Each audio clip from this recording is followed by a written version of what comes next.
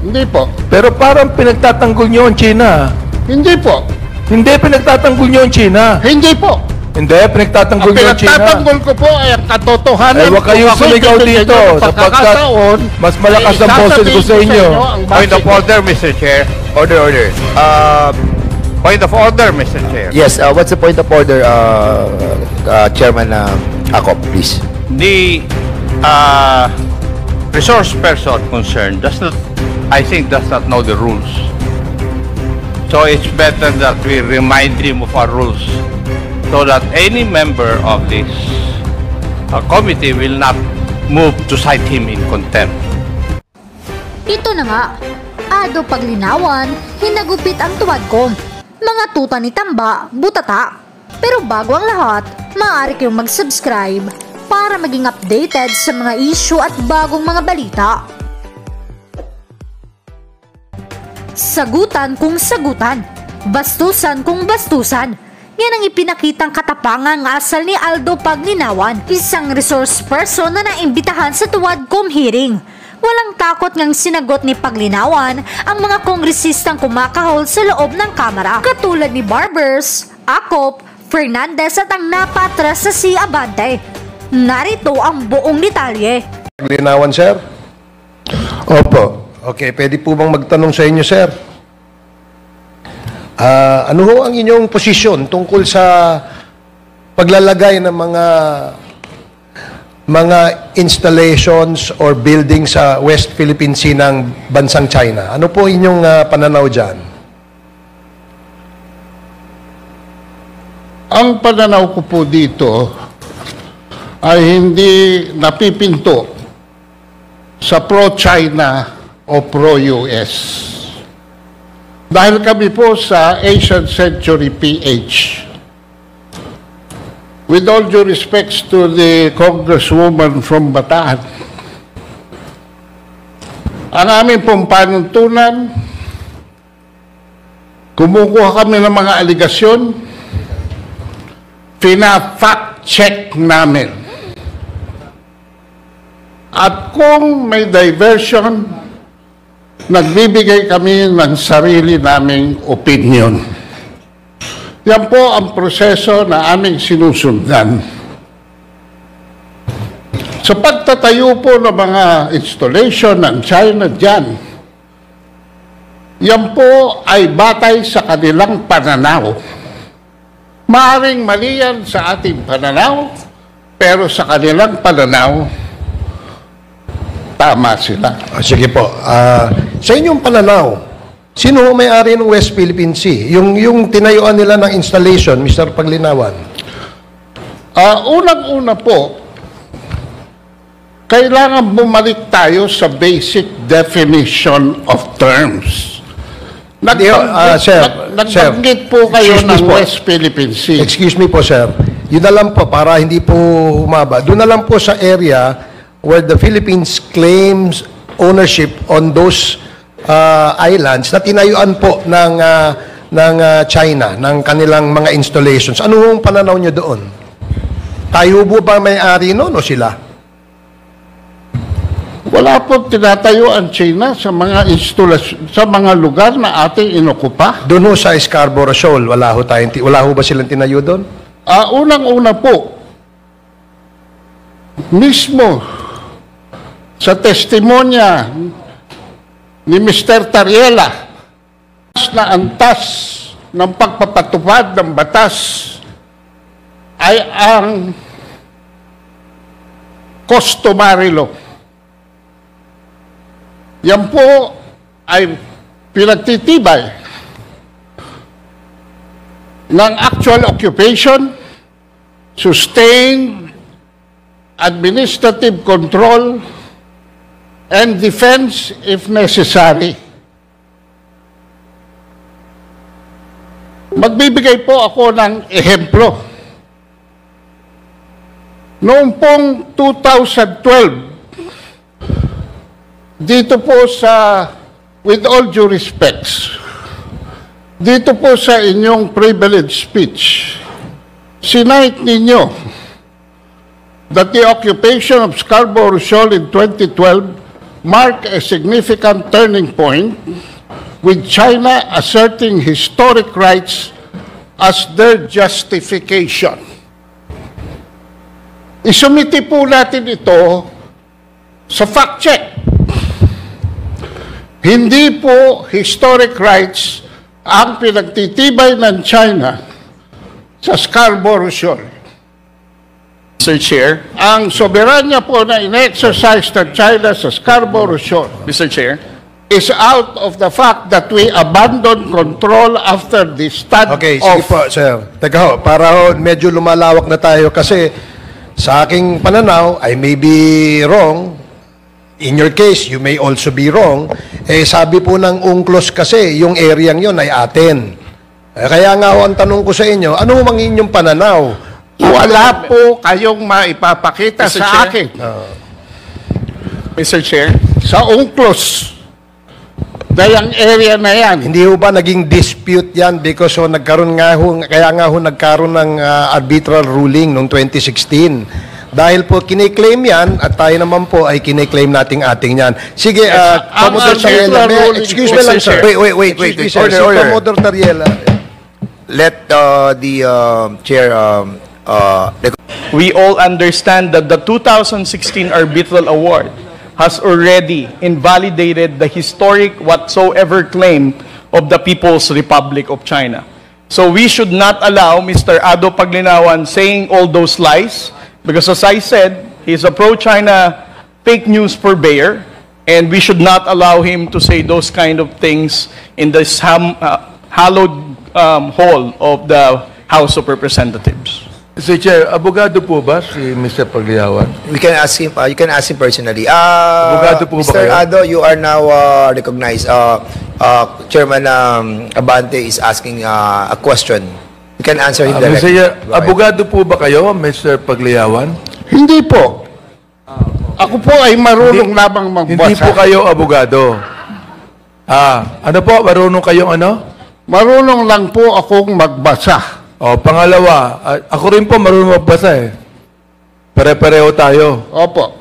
Pangalawa, kayo po ba'y tagapagsalita ng China? Hindi po. Hindi pa. Hindi po kayo tagapagsalita ng China. Hindi po. Pero parang pinagtatanggol nyo ang China. Hindi po. Hindi, pinagtatanggol nyo ang China. Hindi po. Hindi, pinagtatanggol Ang nyo ang China. pinagtatanggol ko po ay ang katotohanan. Ay, huwag kayong Kung ako'y sumigaw bibigyan dito, nyo ng sapagkat pagkakataon, mas malakas ay ang boses ko sa inyo. ang Point of basic. order, Mr. Chair. Order. Point of order, Mr. Chair. Yes, what's the point of order, Chairman Akop, please? The resource person concerned does not know the rules. So it's better that we remind him of our rules so that any member of this committee will not move to cite him in contempt. I think, Mr. Chair, that is your duty to remind him of our rules. Mr. Ado, please refrain from talking while the members of this committee is still have the floor. So again, Yes, Mr. Chair. Mr. Chair. again, wait. This is a reminder to all of us, no, na mga resource persons, no, to answer, sumagot muna kapag nirecognize na po ng chairman. Para meron po tayong kaayusan sa ating pong hearing. Okay, for Mr. now, Chairman, the for last now, time I check, I have the floor. Mr. Chair. But I beg, I will... Mr. Chair. agree that- Congressman Ako, please.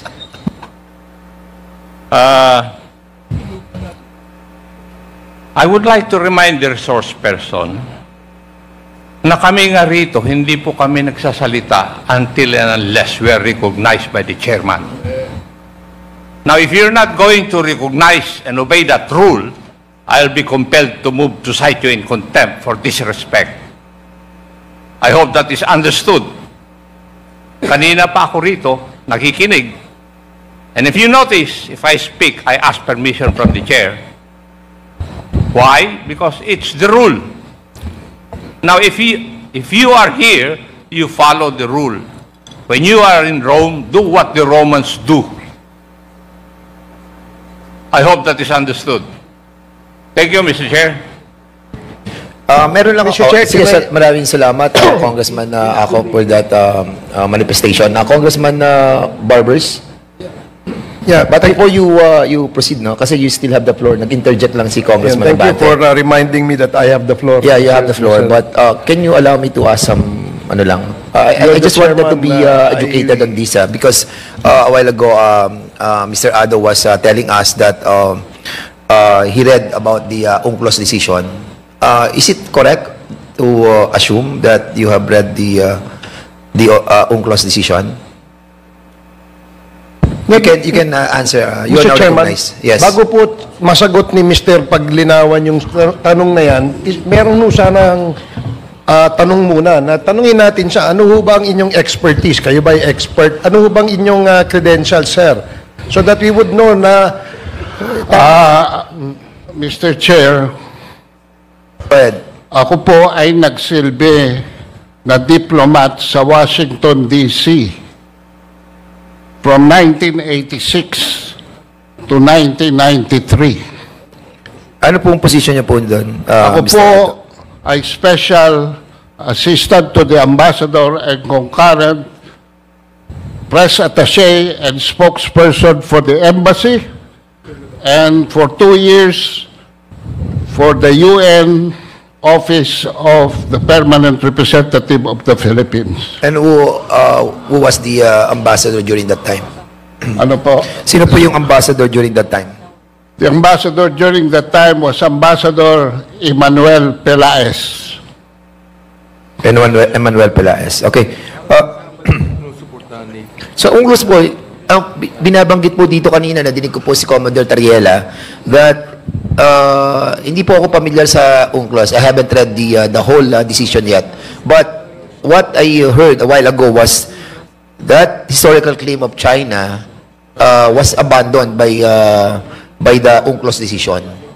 So, yung kiniklaim nila that that part of the WPS is part of their historical territory had been abandoned by the UNCLOS decision. Would you agree with that?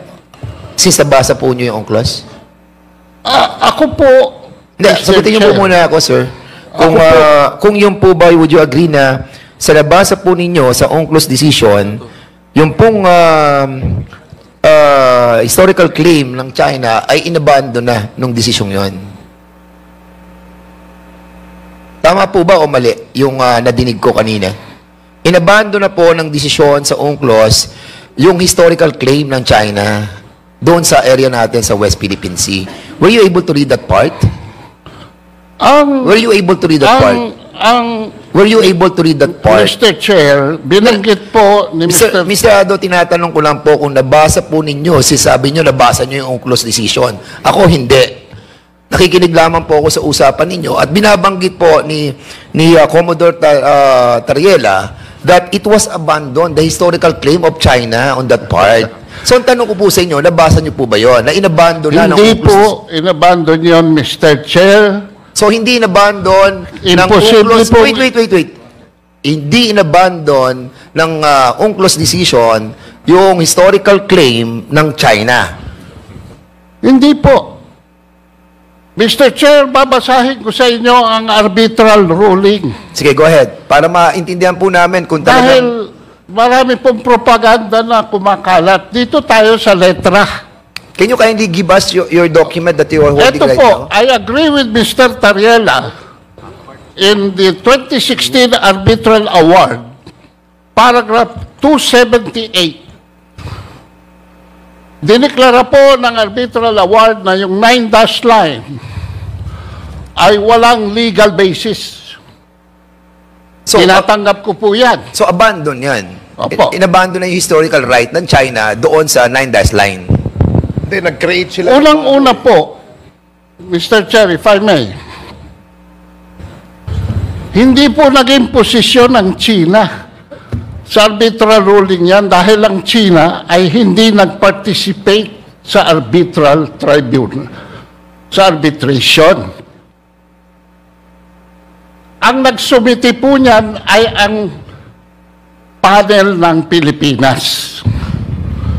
The claims of China in the South China Sea Mr. are Chair. based on historic titles, based on historic Mr. rights, based on history. Mr. Chair. Okay. Mr. Chair. Mr. Chair. Ang tinatanong ko po kanina, kung doon po sa desisyon ng UNCLOS, even without the participation of China on that ruling or on that proceeding, ay inabando na ng desisyon yung historical claim ng China doon sa ating pong parte ng West Philippine Sea. Yun po yung tinatanong ko eh. Hindi po naman UNCLOS ang nagdesisyon, Mr. Chair. Mr. Chair. Arbitral ruling. Yung arbitral ruling. Opo. So yun din po yun eh. It's all the same. Mr. Chairman, if I may, I don't think he's the right person to speak about the UNCLOS decision. In fact, he's getting confused as to what is the arbitral ruling and what is the UNCLOS. Alam mo, Mr. Chair, may I ask, Mr. Paglinawan, you mentioned kanina you're a diplomat, tama? Opo. Bakit ka naging diplomat? Are you holding a plantilla position in the DFA? Anong position nyo? At the time of my appointment, Your Honor, I was a political appointee. But at the time of my termination of tenure, No, sir. I was certified by the Sir. President to Sir. have already been joined the ranks. Sir, hindi ka ho diplomat. Hindi ka ho diplomat. Kasi ang diplomat po, organic po sa Department of Foreign Affairs. Yan po yung mga ambassador. Kayo po ay hindi. Kung special assistant lang po kayo, you're not the right person to speak about that. Anyway, Mr. Chair, Mr. Chair. we can go to another resource person, Mr. Chair.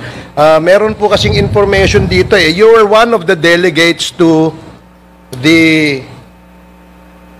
you were part of the delegation to China in 2015, engaging in various Chinese think tanks.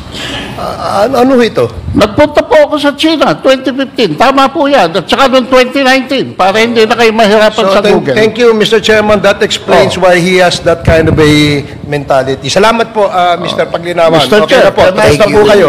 Mr. Chair, meron na ako isang tanong. Kayo po ba ay pro-China? Wait. Pro-China ho ba kayo? Dali lang. Gusto kong sagutin niya eh.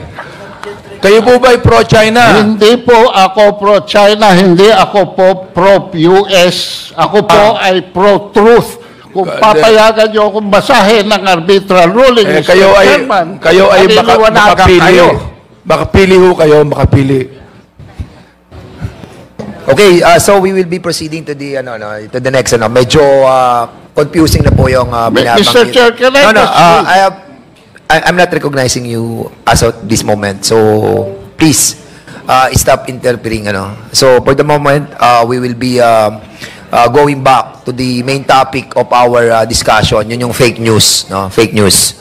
So since merong gray area yung personality ni Mr. Ado, I think we need to proceed to the next item of our agenda.